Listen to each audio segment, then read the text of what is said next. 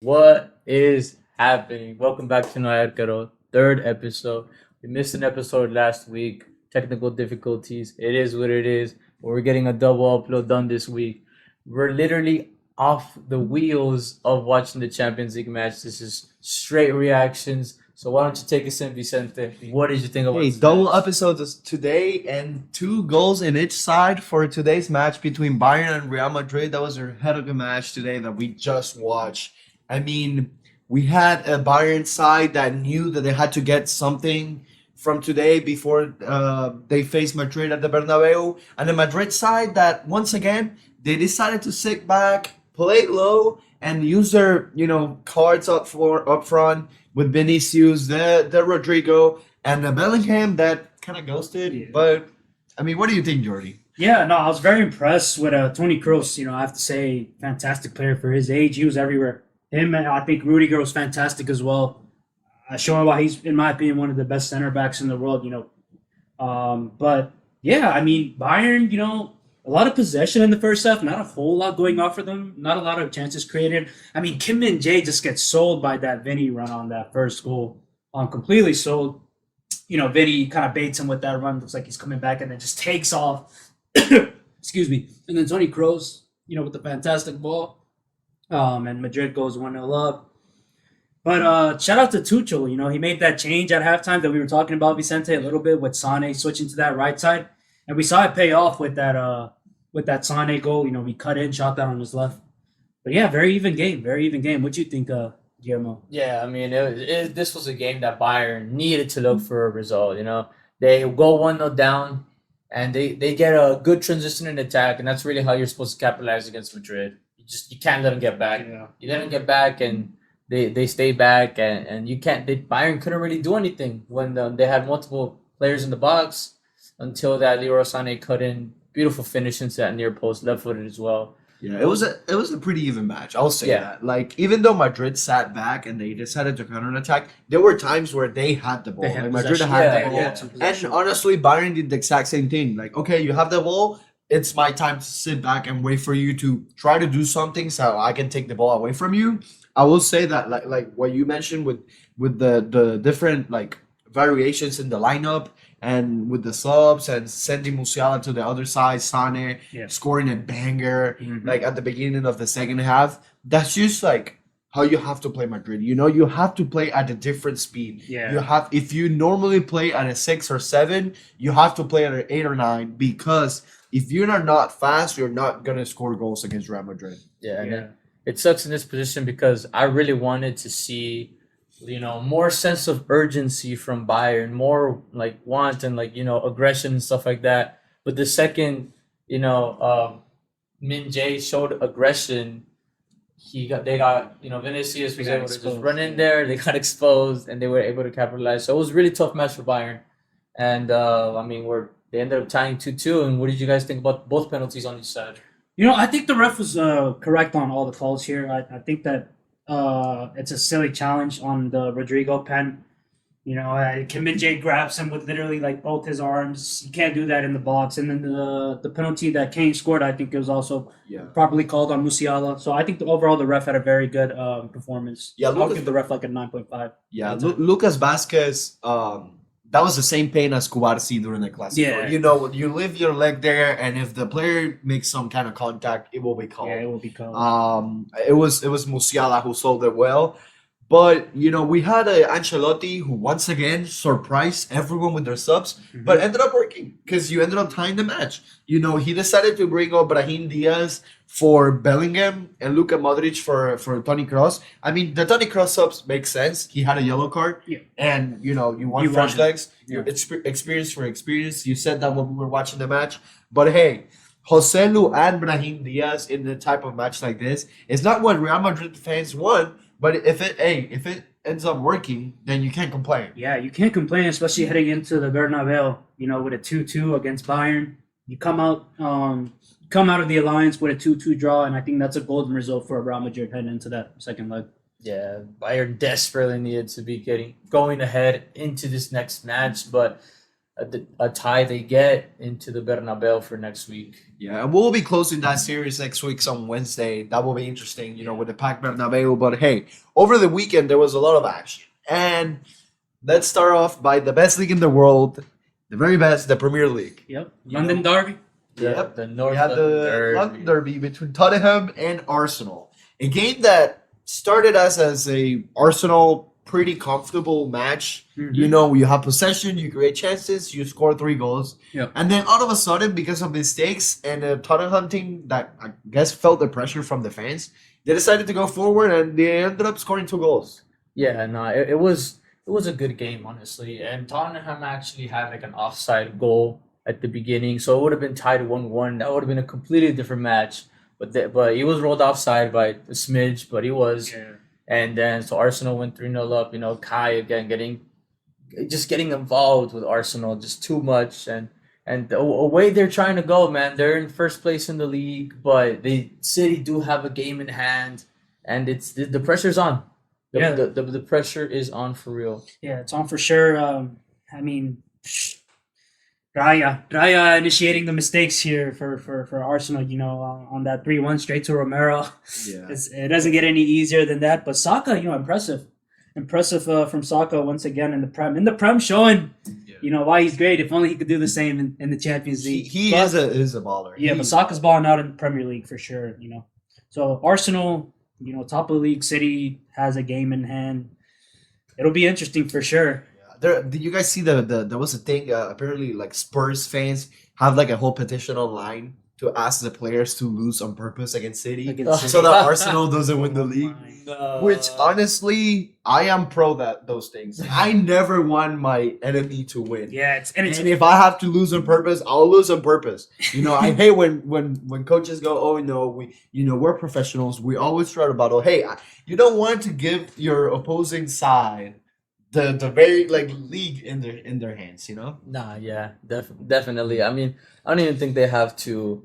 I mean, I guess they can say that they let themselves get beat, but Man City is just Yeah. it's just way too strong right now. But at the Tottenham game, you know who was there?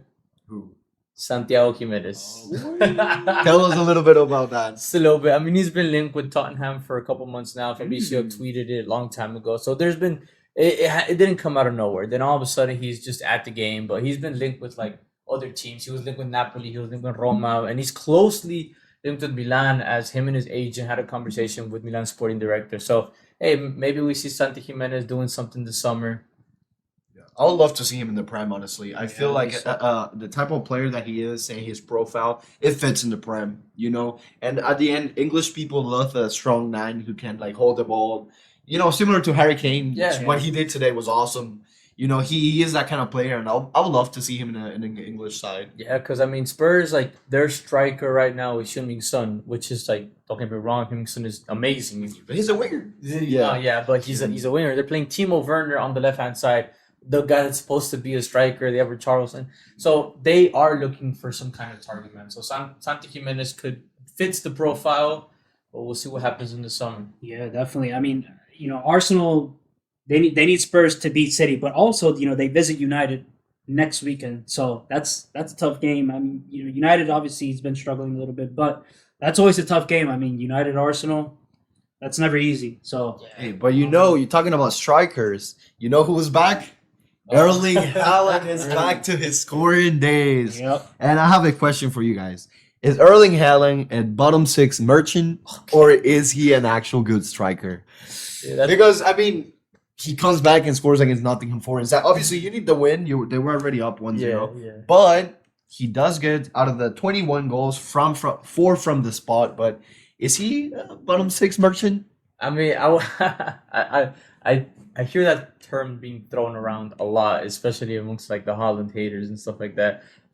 I understand where like they're coming from and stuff, but I just think it's just hard to be able for City to put him in a good position for him to be able to like properly excel.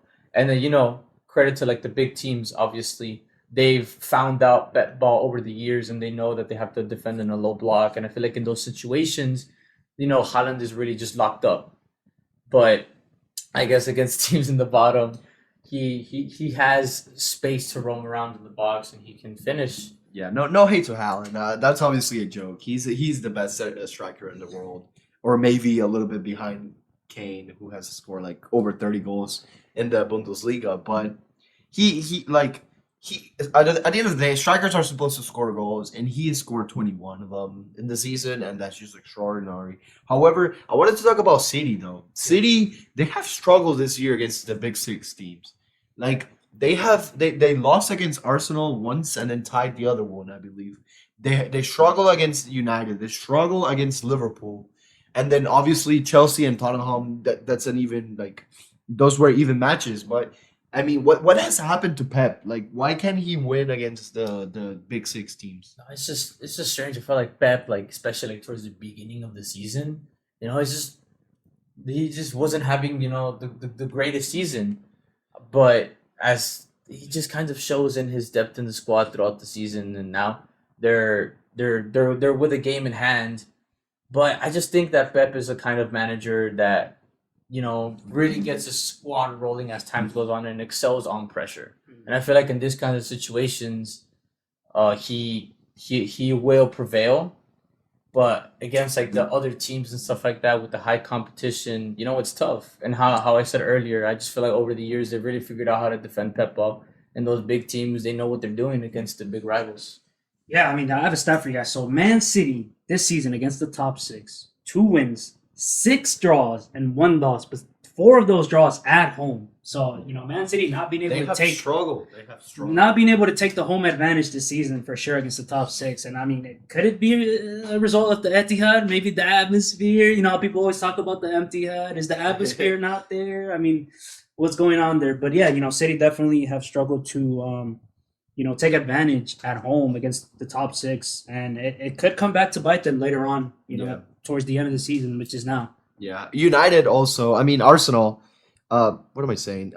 City, they have struggled, but honestly, when you look at the way the season has happened, and Arsenal being at the top for a long time, and Liverpool as well, like I just feel like City has the experience that the other two teams don't have, and that's why at the end of the year, you are going to most likely win the Premier League because you have the experience that you need in those very last games. And now, obviously, they don't have Gundogan, who's not playing for Barca and who was very important in last season, scoring those late winning goals in the very last game of the season. But this year, I mean, you have players like Kevin De Bruyne. You have players who have just have the experience. Rodri, with his insane like stats that has like I don't know, like who do you guys think is gonna lose first, Rodri or Leverkusen? I mean, seriously, like that's like a fair question though. Like, who is gonna lose first? I don't know, man. Leverkusen has that ice gene in them right now. So. Rodri is literally the definition of the ice gene. I'm not gonna lie. But who doesn't have that? It's United. United again. Yeah. And there's something about Anthony scoring goals that every time he scores goals, the result ends up being negative. It's not good. Like I feel like every time I see him celebrate, like 5 minutes later, United ends up like conceding, and that's like a serious thing. They are officially out of UEFA Champions League spots, which is insane for United. And I feel like they're losing their the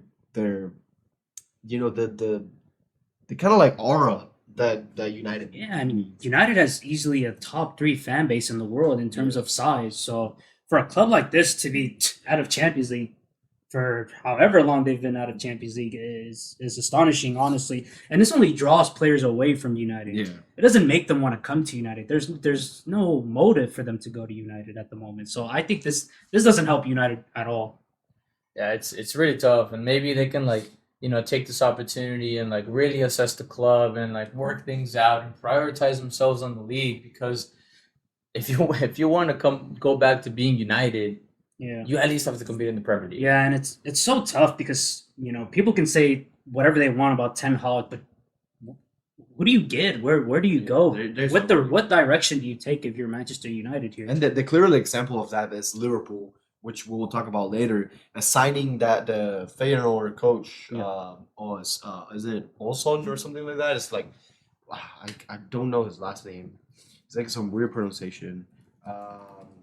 But yeah, I mean that just shows how short the market is. Ardenay Slot. Slot, yeah, that's just like that just shows that how short the market is, and you have to reach to like the league from the Netherlands, which is the big league in Europe, but Yeah, for sure. In terms of comparing it to the Premier League, yeah, let's be real. I just think we're gonna start seeing a lot more coaches stay and fund projects and complete projects to clubs versus like we were seeing a lot of managers hopping around, but things are not as they used to be. Yeah, for sure. And I mean, speaking of big clubs that are out of competitions, we also have Chelsea, who are also most likely to miss pretty much all the European competitions after that 2-2 draw. At Villa. And a lot of controversial calls in that game. Vicente, take us through that. I mean, it's just a mess. Like in general, it's just a mess. Like you have, there's like a small contact in the third goal that Chelsea, and I've heard some people say, oh, in Champions League that wouldn't get called. I don't know if it will be called, but there is kind of a contact. It's just weird. I think today's ref from the Bayern Madrid game makes that call. Yeah. If that were to happen in that game. Because that last Chelsea goal, so basically what happened, it was like Chelsea scored like in the 92nd minute to win the game. Yeah. But before, I forget who it was, but the guy that was receiving the ball basically pushes the Villa player. And because he pushes that, he makes space for himself to cross it into the box. Mm-hmm. So because he was able to obtain that space, I think that's a foul. And I think it was... The right call. Yeah, I think the right call was to take away the goal, and they ended up tying 2-2. Yeah, the Chelsea with a 72% of possession in the match. That's just crazy how Villa decided to play with a low block. I mean, what I also feel like Chelsea and Pochettino, they haven't been able to find their starting 11. I feel like they're constantly making rotations, and they don't have the 11 players that you can trust. From every weekend. Yeah, I just feel like that has a lot to do with like all these players that they just got and they just have and these contracts and stuff and it's just a lot of egos, I would say, as well. So I'm just Chelsea should be happy that they have somebody with like as much as experience and as much as like I feel like Pochettino is like the right man for Chelsea because even though they obviously didn't have a good season, but they need a spearhead. They need a leader. They need somebody with experience to be able to like bring this team back to what it was. And how we said earlier, coaching market isn't that best right now. Yeah. So I think Poch will do a lot more for the club. Talking about egos, though, we had Mo Salah and Jurgen Klopp. Oh. Do you guys like? What do you guys think of that? Like when I first saw that, I was like, Mo Salah shouldn't be doing that. And then a little bit. I gave some thought like after that he came walking back to the locker room. He said that if I speak now there will be fire or something like that.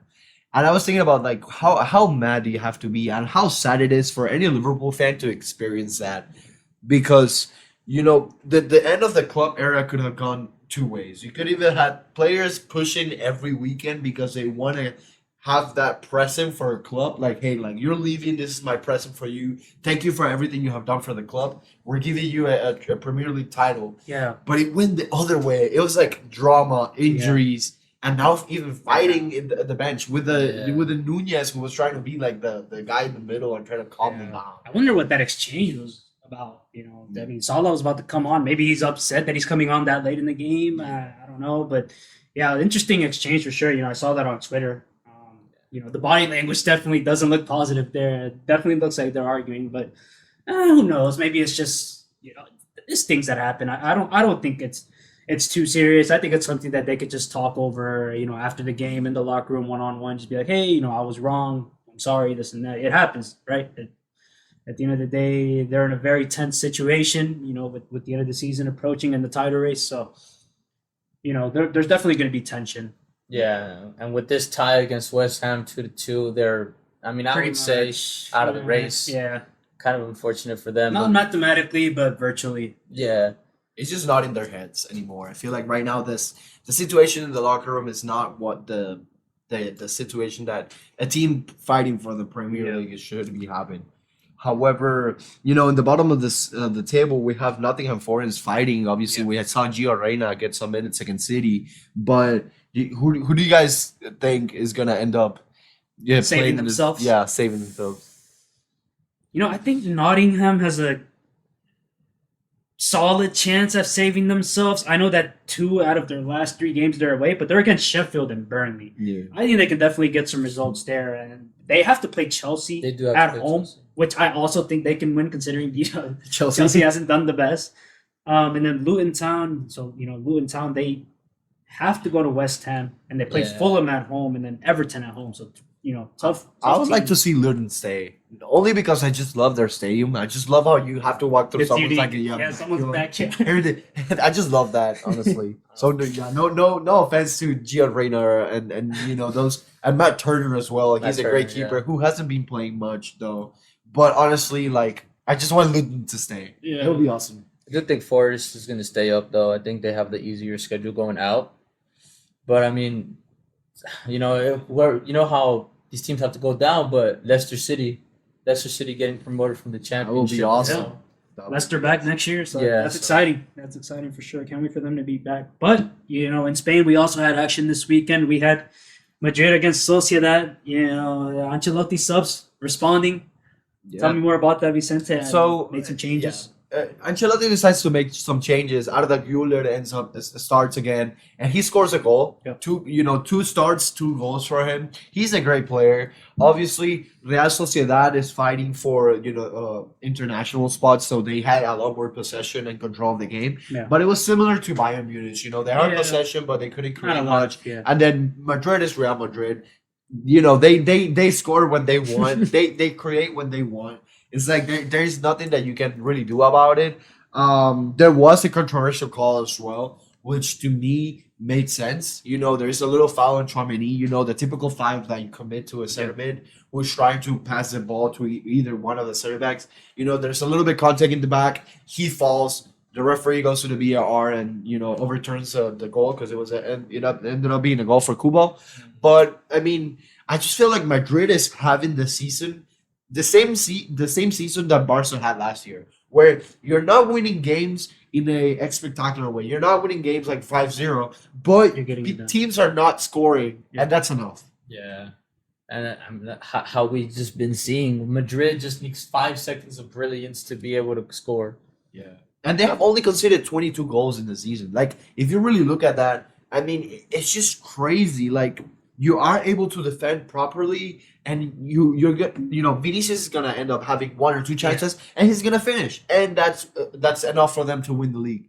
I mean, when you have the depth of defense that they have, today Alaba on the bench, Eder Militao on the bench, Camavinga on the bench, their depth is insane. Yeah. Once they get Kylian. Next year, I hope that something changed, and that's the fight for the Golden Boot in La Liga, because this year has been terrible. It was so dead. We still have Dovbyk from Girona with 19 goals, 5 from the spot. And then the very second is Sorloth from Villarreal. And then you have Bellingham in center mid. So, Lewandowski scored a hat-trick. We'll get on that a little bit later. But he has 16. I mean, it's just so dead. Like, I remember those days where Messi and Ronaldo would go over 30 goals in La Liga. Ronaldo. You Bad had for Suarez bad. sneaking in there, Neymar sneaking in there, Yes. Gareth Bell sneaking in. It's just now we're not seeing these things, and I hope that at least Kylian, he will be most likely a Real Madrid player, but I just hope that they can elevate it to at least over 25 or 30. Like, that just makes it so much more fun. No, yeah. I mean, we just got spoiled by Messi and Ronaldo. Yeah, honestly. We were seeing 30, 40 goals a season like it was absolutely nothing. So the state is definitely different now. But Barcelona, it's definitely out of our hands, I would say, the league. When I'm talking about this, I'm talking about the league. They do Yeah. get that 4-2 win over Valencia. But hey man, it was a close win, even though it won Yeah. 4-2. Like, I mean, the red card changed everything. It looked like Valencia was in the game. You had the red card and changed everything. Changed everything for Barca.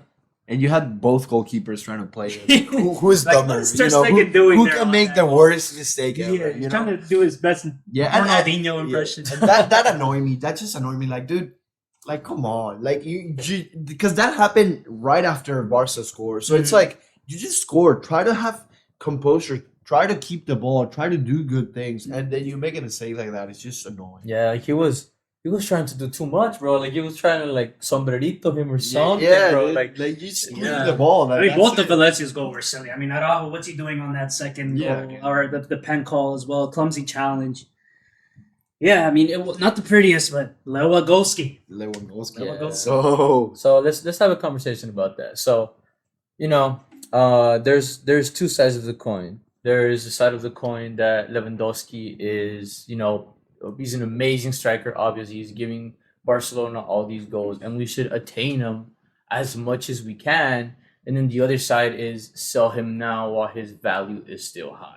So I'll go to you, Vicente, first. What do you think about I that whole saga? I like Lewandowski because he came to Barcelona when no one else would have, and he's still one of the players that gets the most money from in the roster. But the way they made it up is that he will start getting much more money as time goes on. So I respect Lewandowski and I like him at Barcelona. I don't think he should go, but I do feel like his role should change a little bit, especially in times of the season where he starts like not performing very well. That's why I like when they signed Victor Roque. I think he will be a good addition to Barca. There are rumors about him going out on a loan, but I do like Lewandowski. I think last year he carried so bad, especially at the very first games of the season. Yeah, he was phenomenal. Yeah, in he La was Liga. phenomenal. So I like Lewandowski. Yeah. What about you, Jordy? I like him. I think he should stay, but I need more. I need more from him in the Champions League. So he has 9 games, 3 goals, 1 assist. I need a little bit more from Lewandowski in those tight Champions League matches. I need him to appear more. Obviously, it's a bit difficult, right? Because of just the position that he plays naturally. It's not the easiest. But if I could see more from him in the Champions League. La Liga, he's still doing solid. We can't complain too much about his La Liga performance. But I think in Champions League, he can show a little bit more. But I think he should stay. I think that he definitely...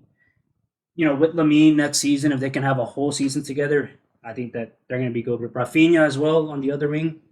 I think Barcelona can make things happen with Lewa next season. Yeah, and especially because we officially know that Xavi will be staying next year. We don't need any more rumors. Like he officially, announced that he will be staying, and Xavi trusts Lewandowski, and Lewandowski trusts Xavi. So I feel like next year, hopefully they can keep doing what they're doing and do a little bit more as well.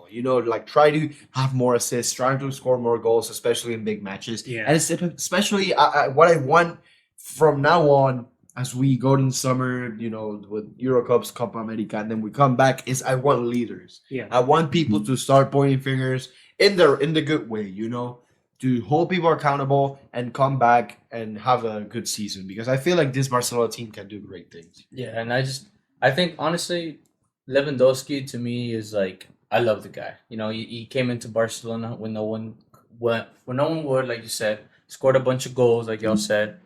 But I just feel like, like the club and like the players and the squad have used him as like a lifeline and like a crutch. And like the Barcelona have really just depended so heavily on Lewandowski, like in moments like these. He needed to score that hat trick in order for Barcelona to do anything. Like, throughout the season and the year before, like it was just always Lewandowski. The team has progressively gotten better, created more chances, gotten more goal scorers and stuff like that. But I honestly do want to see Lewandowski step down a little bit. Yeah. Obviously, like you shouldn't not start Lewandowski, but that's what I want to see. I want to see somebody else. Pressure. Yeah, just like no, not even just pressure on like Lewandowski, but just pressure on like the whole Barca squad. Mm-hmm. Like you guys have to win. You guys have to figure something out when this guy's not here, because he's only getting older and he's not gonna So it's just it's a tough situation, because you can't let go of the guy that is your goal scorer, the guy that saves you. But you do want to start developing the team in a direction that you don't need him anymore. Yeah, and the only guy who is doing that to me right now is Fermin.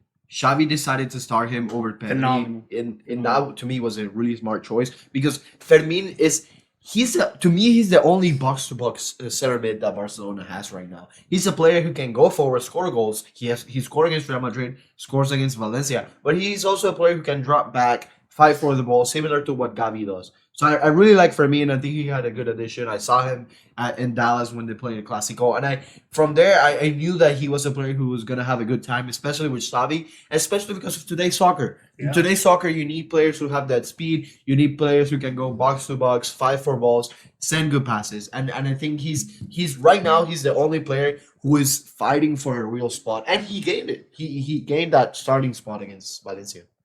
Yeah, definitely. I mean, but speaking of Spanish, La Liga, what was Fiorentino doing in Austin?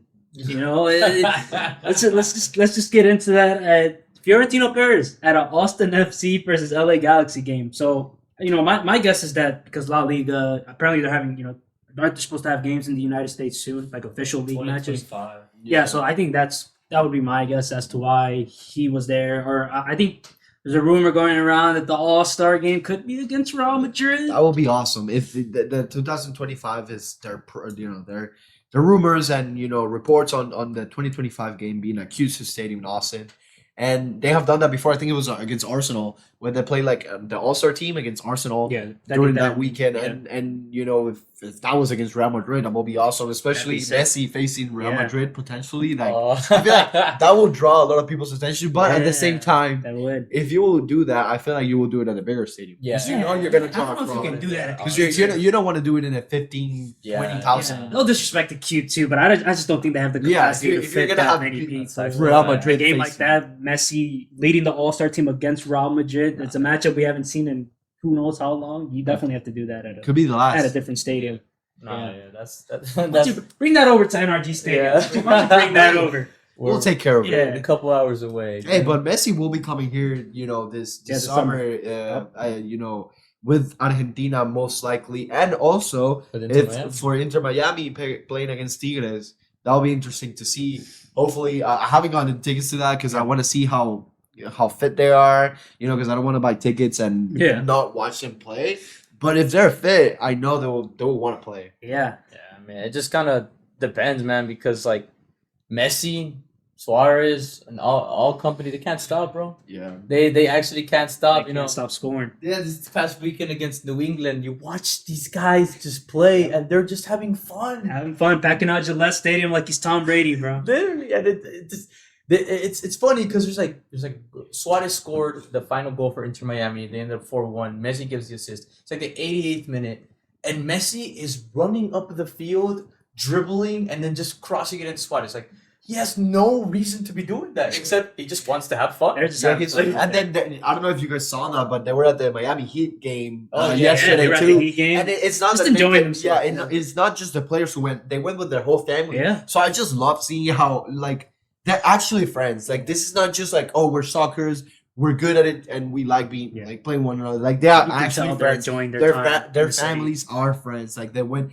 all their kids were there. Like they were wearing like matching shirts. Mhm. Like I just love that. Like this is actually like a Happy friends for group. them. Like Yeah. this is everyone's dream. Like if you have ever played soccer with friends, like this is what everyone wants at some point.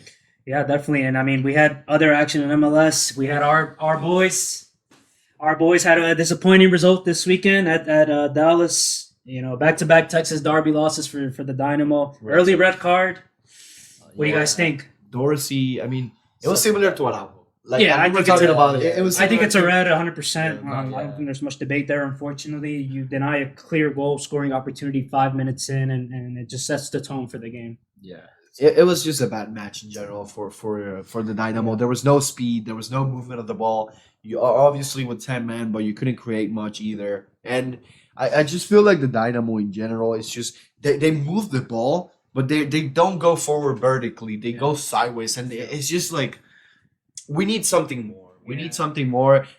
It was recently announced that Beronzo will be staying with the Dynamo, and I like that. He's a great coach, but we need a little bit more, and we need the crowd, the fans, and the club itself to put pressure on the players and the coach because this is a team that can do great things. Yeah, it's really tough to put pressure when the league is just bringing in teams like it doesn't matter. When the league multiple teams just get a chance to the actual playoffs, and it's such a long season, and it's tough, man, because as soccer fans, people that live in Houston, people that want to just invest so much time in the Dynamo and stuff like that, it's tough because we want to put pressure on our players, but it's like the city doesn't even feel the pressure. So how is the club going to feel it? Yeah, definitely. Yeah. But I mean, on the bright side, home game this weekend against St. Louis. We will be there, so look out for us there. We're gonna be there doing content, doing some stuff.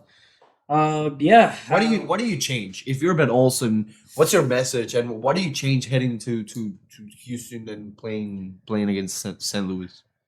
Against St. Louis, man, I think I want to see Ferreira. I gotta see more Ferreira. I still have hope in him, and I still think he can do his thing because I think what we need right now more than anything is a 9-win experience. I'm all for the young guys from the Brazilian league, from South American League, the Paraguayan league. I'm cool with that. Perfectly fine. I get that we're trying to develop players, but we need experience on this team as well up front, and I feel like we don't have that. We need a prolific 9, and I think that Sebas Ferreira can do that for us. Yeah, and I think the only one who's balling right now is Aliu, Yeah. and Aliu's maybe creating a we lot. have to transition to a system where he's our star player and we play for him. Kind of like what they do in Madrid with Vinicius, you know. And I don't want to compare them to, but at the same time, like maybe you need to change your system so he can receive balls in a better position and not always right next to the sideline where he has to take not only the fullback but then eventually take on center backs and midfielders to try to score goals. Yeah. I mean, Ferreira won't be back till late May 2024 from what I'm seeing here. An abdominal injury. So he won't be back for a bit. So that's unfortunate. But yeah, like I said, I think we need an experienced 9 for sure. Definitely. Just gonna have to figure out how to score goals, man. Because I mean, the defense is good enough sometimes. Obviously, like losing Dorsey in this Dallas game was so tough for the team. So tough. Especially because Dorsey gets really involved in the attack as well. He does a lot of overlapping runs. You know, with him and Blessing, they combine well on that side. So it was unfortunate. I mean, Carrasquilla too. I've not been impressed recently with Carrasquilla. Considering the season he had last year, and just he could be a player that can play in La Liga and in the Prem and mid-table Prem side easily when he's at his best. But we need him to get back up to that level. I would like to see him closer to the opposing side box. Yeah. Just because I think he's got the ability to give the right pass in the last third of the field. He started the season playing as a false right back, kind of like allowing Dorsey to go forward. Yeah. He will fill in that gap. But I would love for Olsen to kind of give him instructions so he can have a lot more freedom and move around. Especially because right now you don't have a striker, so you need other players to create. And I feel like he will be the right choice. Yeah, for sure. But I mean, staying in the topic of North America, Liga MX. We got Liga coming up, Guillermo. Talk to us a little bit about those matchups. Yeah, this past weekend we finally got, the last match of Liga MX, Última Jornada. So now we got the standings, ready to go. And just off the bat, 4 versus 5. And that's how it goes. 4 versus 5, 3 versus 6, 2 versus etc. 4 versus 5 is Rayados versus Tigres. So Another classic. That's going to be a banger. I'm a Rayados fan for those who y'all not know, but this is just the Clásico Regio, everything on the line. Nothing matters except this game right here, right now. And it's a season changer, honestly, yeah. to me. Like, if you win here and you end up not losing, if you win here and you end up losing the league, and you still kind of like save the season because you beat Tigres. So yeah, you're not winning, or you beat, you beat Rayados. So it's like, yeah, I didn't win, but they didn't either. Yeah. So I did my job. Especially considering after like Rayados and Tigres when they played a couple weeks ago and Rayados scored in the 100th minute of the game to tie the game. It's gonna be a bloodbath. I'm not gonna lie. That is definitely the most heated game of this first round for sure. But I mean, out of all these big clubs, who do you think has the easiest bracket, the easiest run to the final? I mean, well, it's honestly, it kind of depends, but so the first 6 teams are already made, but then the 7 through 10 they still have to play in. Yeah. Un repechaje. So it's Necaxa against Querétaro, which the winner of that would go against America, Okay. and then Pachuca versus Pumas Winner will play Cruz Azul. Okay. So I mean, it's kind of tough because it also has to do a lot with the fact that like Pachuca right now, they're going up against Club America tonight in the CONCACAF Champions Cup, and then they're gonna play literally on Thursday for the repechaje. So I just feel like Cruz Azul is going to have a easier match against Pumas because More rested. yeah, and Pachuca's not going to be able to beat Pumas in my opinion, considering the fact that they do have to play all up against America, and considering how that goes, you know, it can be a I don't know, it can be a double-edged sword for them, I would say. Yeah, I have a question actually. So for the Liga, do you got does the Mexican League still have that rule where if you are tied after two legs, it's based off table? Yes. Yeah, Okay. that's I was gonna ask if you guys were in favor of like a double leg, which is to me I'm like, fine with double leg, but I'm that, not fine with that yeah, rule. I'm not fine with that rule. I'm not fine with that rule. Yeah, it is true. Like you had a better season, so you deserve to go through. But we play 180 minutes, and Yeah. you're telling me that I'm going, I'm going out on a draw. yeah, on a draw. Like that. That's not fair. Like Yeah. The amount of times that I've had to say, oh, like posición de tabla is just, it's horrible. it's just like you're going back to things that have already ended. Especially like if it happens this weekend or this like in their first games, it makes sense because we just finished playing the league. But if it happens like a semifinal, It's so annoying. it's just annoying because that happened. That's over like 2-3 weeks ago. So we I feel like they should do something about that. Yeah, kind of defeats the like the whole point of the playoffs a little Yeah. bit. I would say like it's because it's regular season based and stuff. But yeah, it's gonna be interesting for sure. Liguilla is always interesting, and it's gonna be underway. So y'all should stay tuned for that because we'll be talking about it here. Something that's also interesting is tonight on Tuesday, Boca is playing Estudiantes for the semifinal of the Argentine Cup. That will be interesting. There is no table in there. No, Actually, there is not even extra time. Yeah, If you one leg tie- straight to pens. Yeah, one leg straight to pens if you tie. That will be. I'm really looking forward to that. Boca Juniors, they obviously have to play in the neutral side because you can have both, supporters. And it will be interesting to see. We'll see what happens. Who's in the other semifinal? for that It's one? Argentinos Juniors Oh, okay. actually beat Vélez. So no, actually Vélez beat Argentinos Juniors. Argentinos Juniors is a club where Maradona. Yeah. started in the stadium named after him. Yeah. Yeah. So yeah, Vélez, they had so much trouble, they with their president and their coach, but the new president arrived and he was like, I'm not gonna fire this coach. I'm gonna trust him. Yeah. I'm gonna give him better tools to build something, and they're in the final. So Good for them. Love to Good for see that Vélez. kind of stuff. they talk about confidence now, and you guys can start closing those laptops because I am very confident. I'm hearing you got a good one for us today. You was very talking a lot confident. before the show, and so we'll see. I'm very confident that today I'm gonna get you guys. It's gonna be definitely. You guys are 2 for 0. All right. You know the game. Guess the footballer. 5 players who this player has played with. Can be club, national team, or club or national team, Okay. or a former club. And you guys gotta get it. Are you guys ready? I'm ready. You guys are not gonna get this one. Let's go. Let's run it back. Let's make it 3 in a row. I obviously didn't select a random player, but he's well known. But it's gonna be tough. So we'll be. Okay. You guys ready? I'm ready. Let's go. Yes, sir. The baller that you guys are looking for has played it with Ronaldo. Nazario or No, CR7, like CR7. Cristiano. The GOAT to some, not to me.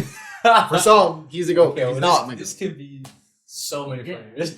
Because he's played at Sporting, United, Juventus, Portugal, Madrid. Okay, I mean, All right, I'll throw a random name out there. I'm gonna go Tony Kroos. It's not. Tony That was a good guess, though. That was a good guess, yeah, He had a hell of a good game. Yeah. He has a really good game Had to today give him against shout out. Bayern. Okay, the second player, he has played with Ronaldo, and he has also played with Kylian Mbappe.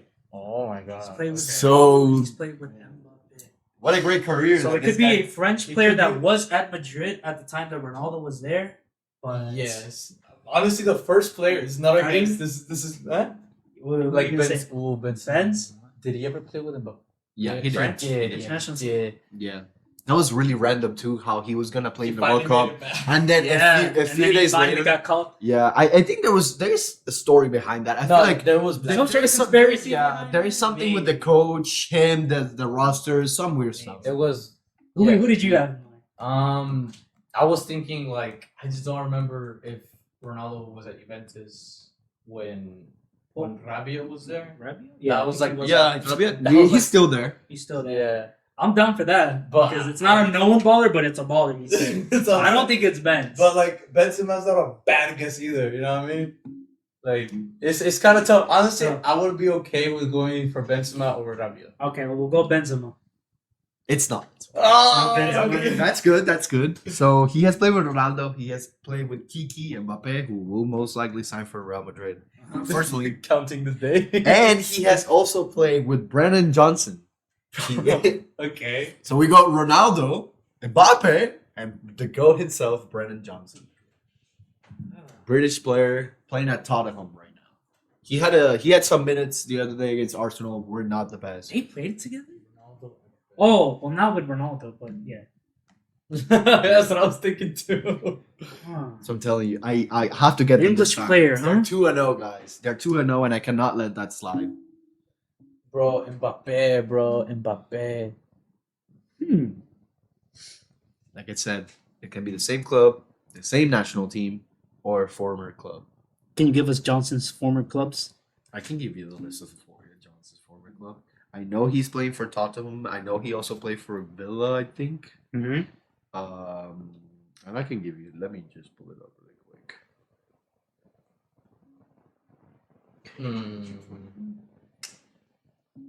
Okay, so he has played for Nottingham Forest. He went to Lincoln City on a loan, and then he's right now in Tottenham. So yeah, that doesn't give you much. So he was. So it has to be Tottenham, I think. You guys can skip and get a better. I get it. We could skip. But it would take one of our shots. It would take. Yeah. Oh, okay. So let's just Or you can throw a name out there. I mean, it's just maybe a Ronaldo? French player from Tottenham that.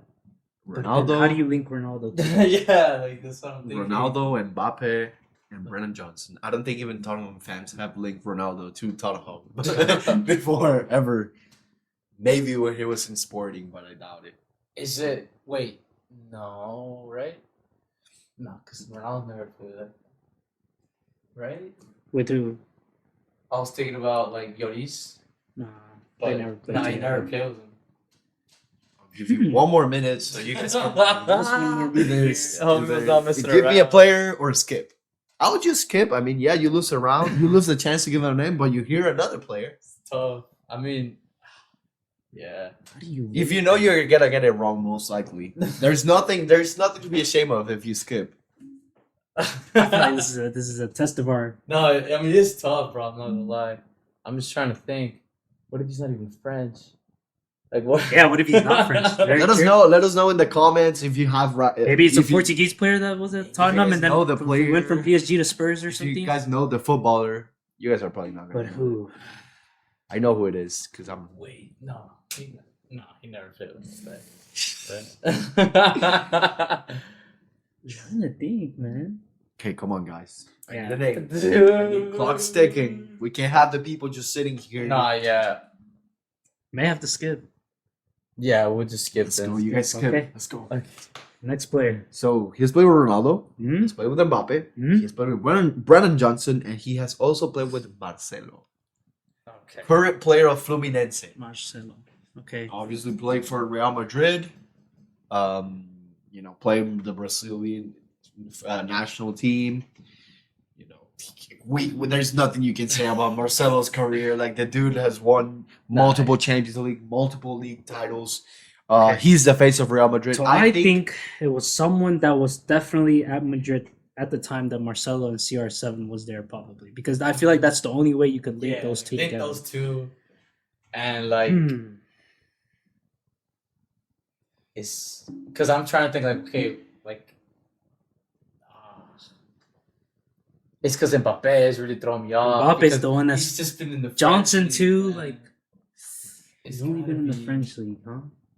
that Maybe this- no, not Sergio Ramos. these names are really like they're fire. I mean, Sergio Ramos was at PSG. Yeah, he was at PSG for a bit, but then Marcelo, Marcelo, he was he played with Marcelo. He played with CR7, so that links that. But then, how do you link Johnson to that? I told you guys this was a tough Such a one, throw off, but it's a good name. How do you link Johnson to that? That's the thing. That is the key here. I'm just thinking like Tottenham players, like That were at Madrid or somehow linked to not. Doesn't even have to. it's be because they have to be Madrid. like Tottenham players that play at Madrid that were Hmm. like French. I feel like that's the only connection I'm trying to make. Man. But I'm trying to think of like French players that were there at the time. Like there was.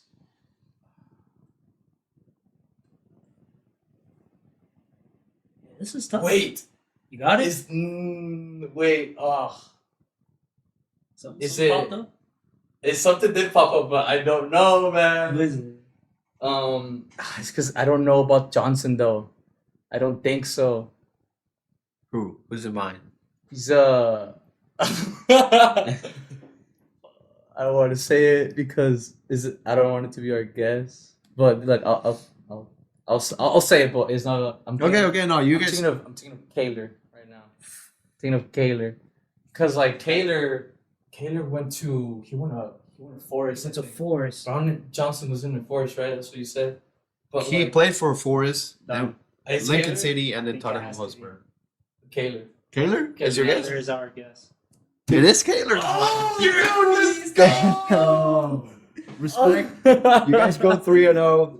That's respect. This is Because I know it had to be someone. When he said Marcelo, that's when it opened.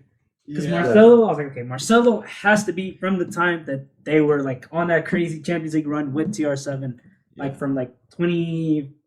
Yeah, they 14 to played at 2017. Forest together. Because Yeah. Brennan Johnson left Forest in 2023. Like he, he just yeah, he Just just left. left. Taylor was just And there. then the last player that I was gonna say after Marcelo was Lodi. He also went to Nottingham Oh, Forest from Lodi. Atletico Madrid. So I think you guys would Well have got done. that. But hey, Well done. good, that's a good one. That's a good one. That was the hardest one yet for sure. Yeah, that was. Especially there were some names in there that we were like, what? How did they play together?